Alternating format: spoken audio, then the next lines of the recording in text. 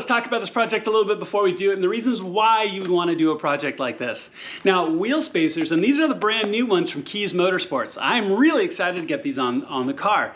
Now, wheel spacers go between your wheel hub and your tire or wheel to push them out a little bit. So each kit has a spacer plus longer lug nuts because you're going to need them.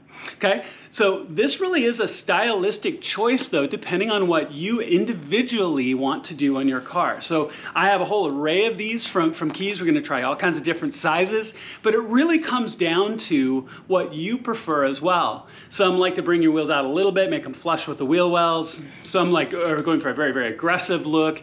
Your car is lowered at all, it's going to change these variables quite a bit. So this really can be a very personal choice as you go through it.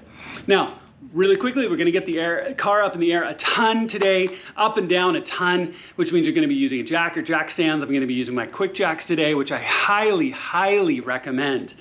But always be careful. And I'm always going to say this. Any project video that I do where we put your car in the air, I'm always going to say this.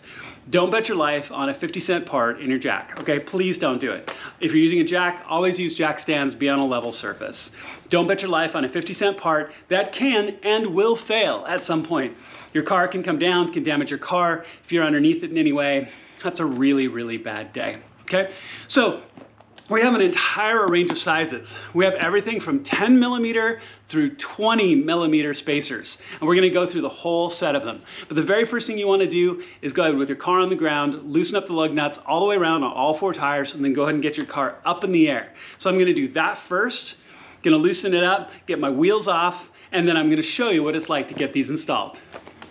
All right, y'all, really quickly, so just remember all the parts and tools that you need will be listed in the video description. I'm gonna use a breaker bar to loosen all of my lug nuts. I've got a Keys socket or a wheel lug socket, which is really nice because it's got this plastic which helps protect your wheels.